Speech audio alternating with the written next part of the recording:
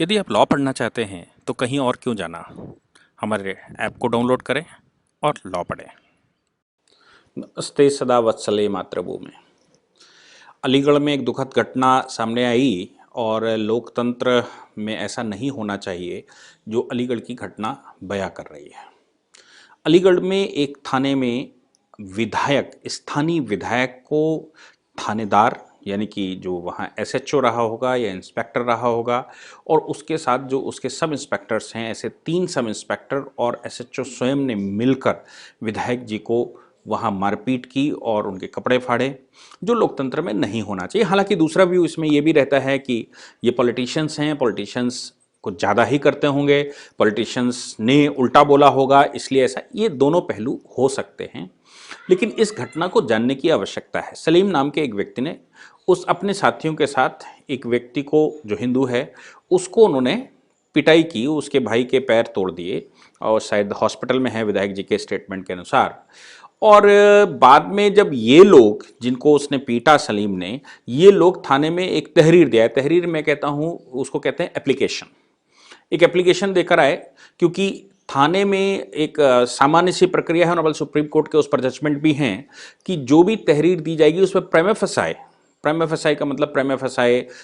एक प्राथमिक रूप से उस पर जांच करने के बाद अगर घटना वाकई में कुछ भी हुआ है तो जो उसको तहरीर दी गई है, जो एप्लीकेशन दी गई है, उसको ही एफआईआर में रिड्यूस किया जाएगा, शब्द से शब्द और कॉमा इन्वर्टेड कॉमा सहित जो भी लिखा गया है उस एफआईआर के बेस पर वहां इन्वेस्टिगेशन शुरू होगा। तो जो विक्टिम है, जो अपने आप को विक्टिम कह रहा है, उसने एक तहरीर दी और उस तहरीर में उसने ये कहा कि इन लोगों ने मुझे ऐसे मारा है और उसका व्यक्ति हॉस्पिटल में एडमिट है। ये कार्रवाई करने, ये इस पर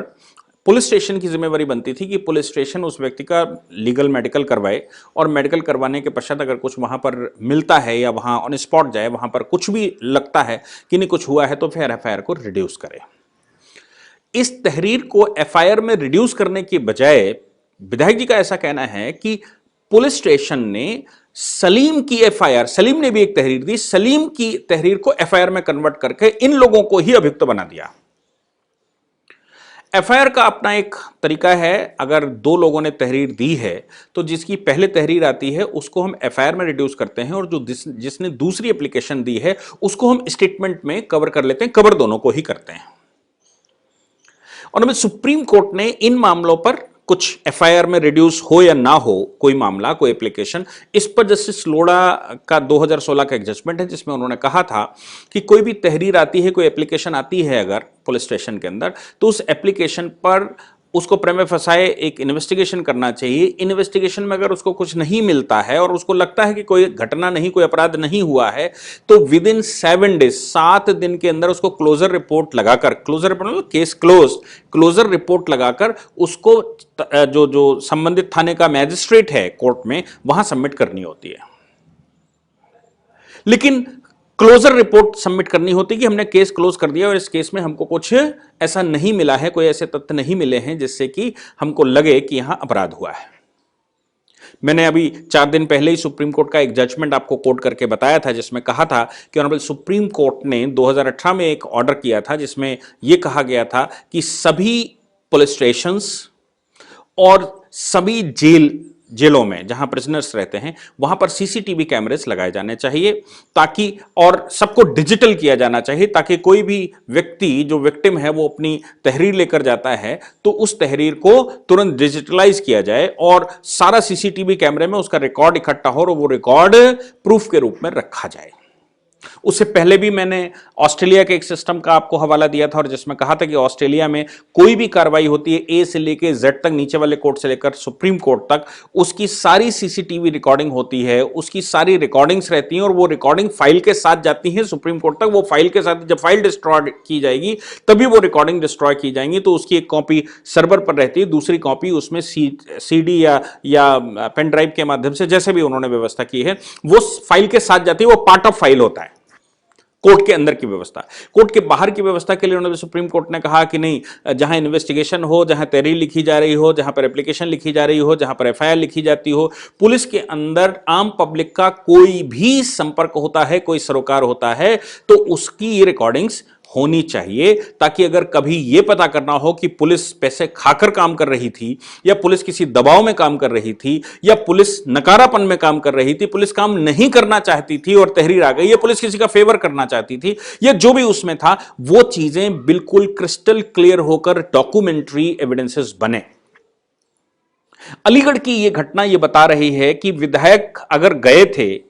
कि सलीम ने मारा है, आपने एफआईआर सलीम के नाम से ही लिखी, आपने जिसकी जो विक्टिम है उसकी एफआईआर क्यों नहीं लिखी? इनकी एफआईआर लिखकर उनको ही अभियुक्त बना दिया गया जिनकी टांग टूटी हुई है, और उनकी गिरफ्तारी के लिए पुलिस पीछे पड़ गई। ऐसे विधायक जी जब वहां पर गए और उन्होंने उनका कहना है कि उन्होंने आग्रह किया कि भाई इसकी एफआईआर आपने पहले जो आई थी उसकी एफआईआर लिखनी थी, उस पर इन्वेस्टिगेशन शुरू करना था, तो विधायक जी को कुछ ऐसा जवाब मिला कि ये पुलिस का काम है, पुलिस अपने हिसाब से करती है, आपको कोई लेना देना नहीं। इस पर कुछ कहा सुनी हुई और विधायक जी को उन्होंने पीटना शुरू कर दिया। हालांकि राज्य सरकार ने उसका संज्ञान लेते हुए उन एसएचओ को और वहां के थाना प्रभारी को या जो भी अधिकारी थे उनको सस्पेंड किया। सस्पेंड करने के बाद वहां के जो रीजनल अधिकारी रहते हैं उनको उसका इन्वेस्टिगेशन दिया गया और कहा इस घटना की, वो घटना सलीम वाली तो कहीं चली गई, ये घटना जो विधायक जी की मारपीट की घटना है, इस घटना की रिपोर्ट योगी आदित्यनाथ जी को लगाई जाए। क्या इस घटना की जो रिपोर्ट पुलिस लगाएगी वो रिपोर्ट भी सीसीटीवी कैमरे या उसकी डिजिटल रिकॉर्डिंग होगी? क्या एविडेंसेस की रिकॉर्डिंग डिजिटल होगी? क्या इन्वेस्टिगेशन की रिकॉर्डिंग डिजिटल होगी? क्या जो तहरीरें दी गई हैं उन तहरीरों का रिकॉर्ड्स डिजिटल मेंटेन किया जाएगा? मुझे लगता है इस तरह की अगर ट्रांसपेरेंसी हमको लानी है, क्योंकि कुछ लोग तो तुरंत कहेंगे कि विधायक था इसलिए विधायक ने ऐसा किया होगा, वैसा किया होगा, और विधायक ने ऐसा वैसा किया होगा इसलिए यह हो गया। कुछ लोग तो ऐसा कहना शुरू करेंगे, कुछ लोग कहना शुरू करेंगे पुलिस की जाती। ये जो एनोमली है, ये जो कन्फ्लिक्ट है दोनों बातों में, ये कन्फ्लिक्ट कभी सॉल्व होने वाला नहीं है। इसलिए ऑनरेबल सुप्रीम कोर्ट का अभी फिर से 3 दिन पहले उन्होंने केंद्र सरकार को, गृह मंत्रालय को नोटिस दिया और नोटिस देकर कहा कि 2018 के ऑर्डर का आपने क्या किया, क्या उसकी कंप्लायंसेस हुई हैं, और पूरे देश में डिजिटल रूप से क्या हम बनाने के लिए तैयार हैं। कोई पायलट प्रोजेक्ट शुरू किया गया है, उस पायलट प्रोजेक्ट के लिए कुछ रिपोर्टिंग्स आई हैं। हालांकि केंद्र सरकार अभी उस पर जवाब देगी कि उन्होंने कोई पायलट प्रोजेक्ट शुरू किया है क्या, कुछ फंड निकाले हैं क्या, कुछ इस तरह की व्यवस्थाएं की हैं क्या। लेकिन दुर्भाग्य हमारे देश का यह है कि आज हम कुछ भी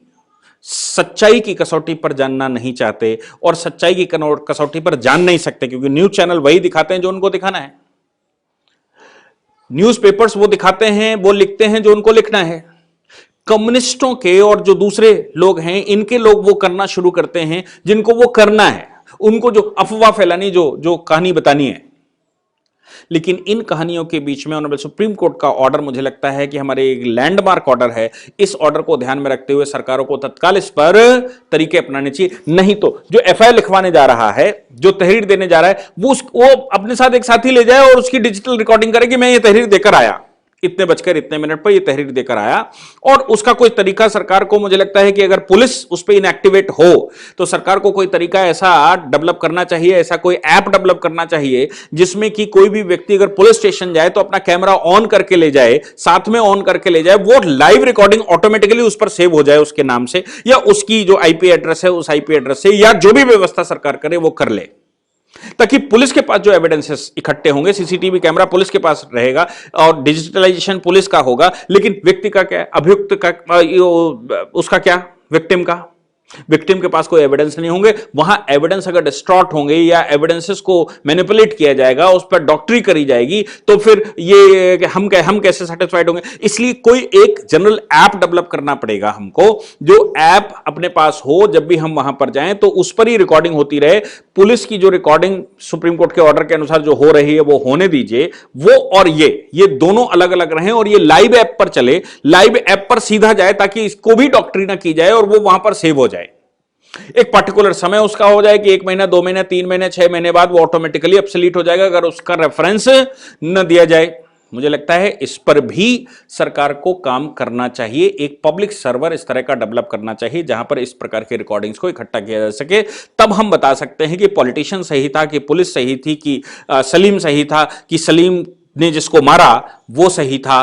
एटलीस्ट पुलिस स्टेशन के अंदर कौन ठीक था, इसकी सूचना तो हमको मिल ही जाएगी। Thank you. इस पूरी ऑर्गेनाइजेशन को चलाने के लिए आप नीचे डिस्क्रिप्शन से हमारे ऐप को डाउनलोड कर सकते हैं, जिससे कि लॉ स्टूडेंट्स को, लॉयर्स को और आम आदमी जो लॉ जानना चाहता है वो पेड क्लासेस का लाभ ले सकता है।